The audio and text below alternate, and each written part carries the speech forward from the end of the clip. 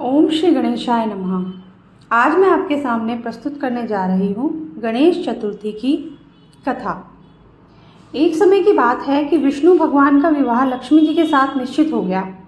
विवाह की तैयारी होने लगी। सभी देवताओं को निमंत्रण भेजे गए, परंतु गणेश जी को निमंत्रण नहीं दिया। कारण जो भी रहा हो, अब भगवान विष्णु की बारात जाने का समय आ गया।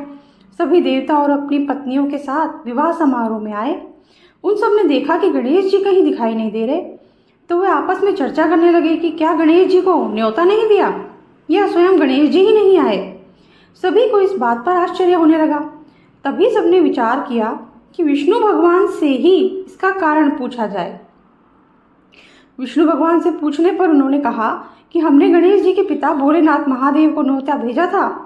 यदि गणेश जी अपने पिता के साथ आना चाहते तो आ जाते, अलग से न्योता देने की क्या आवश्यकता थी। दूसरी बात यह है कि उनको 1.25 मन मूंग, 1.25 मन चावल, 1.25 मन घी और 1.25 मन लड्डू का भोजन दिन भर में चाहिए। यदि गणेश जी नहीं आएंगे तो कोई बात नहीं, दूसरे के घर जाकर इतना सारा खाना पीना अच्छा नहीं लगता। इतनी वार्ता कर ही रहे थे कि किसी एक ने सुझाव दिया, यदि गणेश जी आ भी जाएं तो उनको द्वारपाल बनाकर बैठा देंगे कि आप घर की याद रखना। आप तो चूहे पर बैठकर धीरे धीरे चलोगे तो बारात से बहुत पीछे रह जाओगे। यह सुझाव भी सबको पसंद आया, तो विष्णु भगवान ने भी अपनी सहमति दे दी।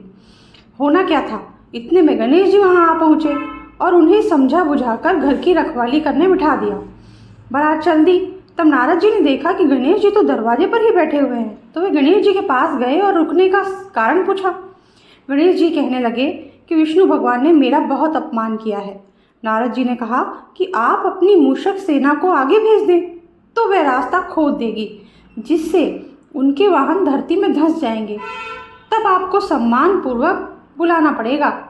अब तो गणेश जी ने भी अपनी मूषक सेना जल्दी से आगे भेज दी और सेना ने जमीन पोली कर दी। जब बारात वहां से निकली तो रथों के पहिए धरती में धंस गए। लाख कोशिशें करें परंतु पहिए नहीं निकले। सभी ने अपने अपने उपाय किए, परंतु पहिए तो नहीं निकले, बल्कि जगह जगह से टूट गए। किसी की समझ में नहीं आ रहा था कि अब क्या किया जाए। तब तो नारद जी ने कहा, आप लोगों ने गणेश जी का अपमान करके अच्छा नहीं किया। यदि उन्हें मना कर लाया जाए तो आपका कार्य सिद्ध हो सकता है और वह संकट टल सकता है। शंकर भगवान ने अपने दूत नंदी को भेजा और वे गणेश जी को लेकर आए। गणेश जी का आदर सम्मान के साथ पूजन किया। तब कहीं रथ के पहिए निकले। अब रथ के पहिए निकल तो गए, परंतु वे टूट फूट गए थे, तो उन्हें सुधारे कौन। पास के खेत में खाती काम कर रहा था, उसे बुलाया गया। खाती अपना कार्य करने से पहले श्री गणेशाय नमः कहकर गणेश जी की वंदना मन ही मन करने लगा। देखते ही देखते खाती ने सभी पहियों को ठीक कर दिया। तब खाती कहने लगा कि हे देवताओं, आपने सर्वप्रथम गणेश जी को नहीं मनाया होगा और ना ही उनकी पूजा की होगी, इसीलिए तो आपके साथ ये संकट आया है। हम तो मूर्ख अज्ञानी हैं, फिर भी पहले गणेश जी की पूजा करते हैं, उनका ध्यान करते हैं। आप लोग तो देवतागण हैं, फिर भी आप गणेश जी को कैसे भूल गए।